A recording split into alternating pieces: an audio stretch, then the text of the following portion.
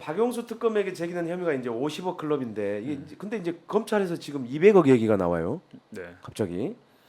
근데 그거 어떤 그거는 얘기일까요? 아닐 확률이 높아요. 그건 뭐냐면 우리은행과 2014년에 대장동 사업을 준비할 때 우리은행 대출을 이렇게 뭐 할 수 있게끔 연결을 해주면서 그 대가로 대장동에 있는 뭐 그 상가와 그렇죠. 상가. 주택 뭐 부지 해가지고 200억 상당을 약속받았다는 거잖아요. 그게 이제 뇌물 약속이잖아요. 네.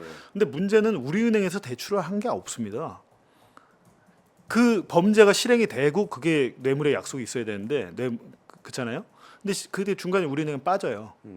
못 하겠다고 그렇죠. 빠지고 예. 하나은행이 네. 하게 되는데 그렇죠. 그 왜 그 부분을 그 언론에 흘렸는지 모르겠어요. 언론들이 다 그걸 받아 쓰더라고요. 그리고 이제 보시면 도시 개발을 하는데 아무리 화천대유 김만배 회장이라 하더라도 저 땅 제가 살게요. 이거 못 합니다. 다 추첨을 해야 돼요. 지금은 아파트 뭐 GS 건설이 뭐 자이 아파트를 짓는데 GS 건설 회장님이 몇 동 몇 호 내가 살게요. 안 됩니다, 지금. 땅도 마찬가지예요. 거기 이제 주택 뭐 단독 주택 부지나 여러 부지에 대해서 화천대유가 할 수 있는 게 없어요. 근데 당연히 도시개발공사에서 하고 물론 무슨 장난을 칠 수는 있겠지만 구체적인 그 땅의 필지를 보여주면서 얘기했다는 거 아니에요? 여기 해드리겠습니다.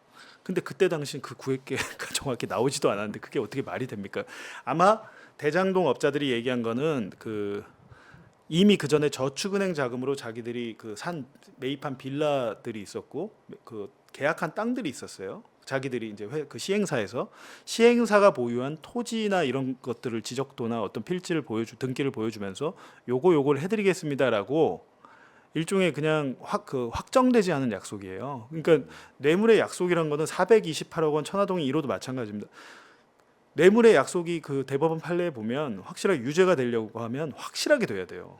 서로 간에. 굉장히 어려운. 그러면 유동규 같은 편이죠. 경우에도 천화동인 1호의 집은 내 몫이 좀 있긴 있는 것 같은데 나 얼마인지 잘 몰라.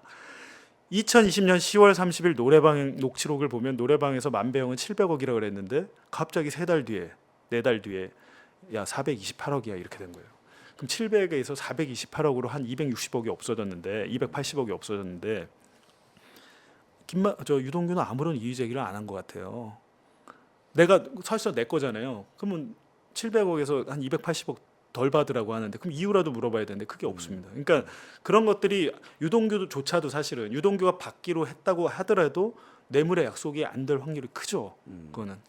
그리고 그렇죠. 그리고 유동규는 사실 그 녹취록을 보면 사실 그 천화동인 1호가 자기 것이라고 하는 거에 대해서 사실 거의 뭐 인정하는 듯해요. 근데 자기 거기는 자기 건데 정확히 얼마인지도 모르고. 이게 되게 웃기는 거예요. 그래갖고 전체 수익이 얼마나인지도 유동규는 모르고 있어요. 근데 그리고 김만배도 잘 모릅니다. 그걸. 김만배는 회사에 얼마 있고 야 얼마가 더 들어오지 이걸 정형화하게 물어봅니다. 김만배도 이 작은 부분은 잘 모르는데 이 말씀 오늘 한번 드리고 싶네요. 이 전체적으로 제가 한 2021년 10월 때부터 이걸 제가 쭉 계속 취재해 왔잖아요. 1년 6개월 넘게인데 지금 어떤 생각이 드냐면 김만배는 유동규에 대해서도 428억이고 700억이고 줄 생각이 없었어요. 아마 그래 보여요. 네. 제가 봤을 때도. 동규야, 이거 야 이렇게 줄 방안 우리가 이렇게 논의하고 있어. 이 모습만 보여준 거예요. 야 내가 안 주려는 게 아니야.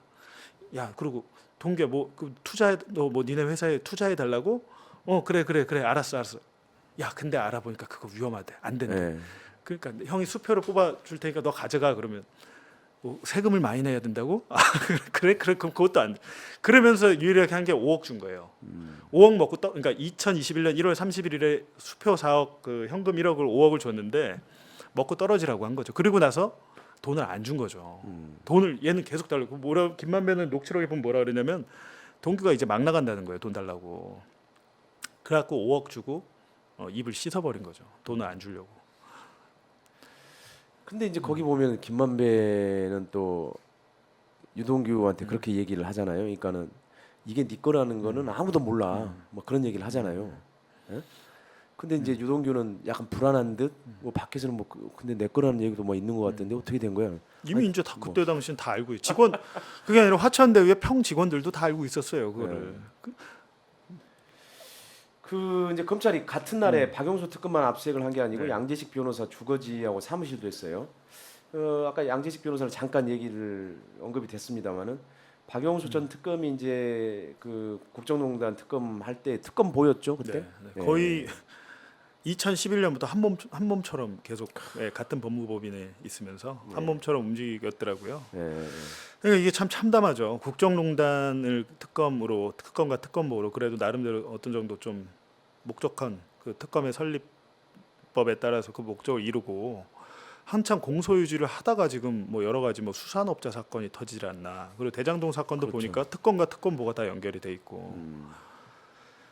이분들에게 그때 당시에 어느 정도 대가가 간 정황이 그러니까 이건 무슨 꼭 50억이 아니더라도 어떤 페이를 했던 정황이 정형 녹취록을 잘 보시면 나옵니다. 그거를 정형학이 2014년 정형 녹취록에 양재식 변호사에게 지불 방법을 좀 바꾸고 싶다고 얘기를 하는데 이미 세금 처리를 그렇게 해서 안 된다고 한다라는 말을 남욱에게 정형학이 한 게 있어요. 그러니까 그때도 공짜로 했던 건 아니죠. 돈을 주고 있었던 거죠. 네. 근데 양재식 변호사가 받고 있는 혐의는 뭐예요? 양재식 변호사 마찬가지입니다. 우리은행에서 사실상 그때 당시에 2014년 한 11월쯤에는 박영수 전 특검은 그 대한변호사협회 회장 출마로 그렇죠. 정신이 없었어요. 아 그것도 있네요. 그 회장 출마할 때 남욱이 자신이 만든 비자금 중에 2억 원을 회장 선거 그 비용으로 자기가 썼다고 진술한 게 있어요. 네. 그러니까 그것도 사실 뭐 남의 돈 쓴 거 아닙니까? 근데 그것도 사실은 뇌물이죠 사실은. 그렇다 보니까 그때 당시 실무를 양재식 변호사한테 맡긴 것 같습니다. 그래갖고 뭐 우리은행 컨소시엄 뭐 이런 것들 컨택하고 이런 것들을 박영수 전 특검이 직접 하지 않았던 거죠.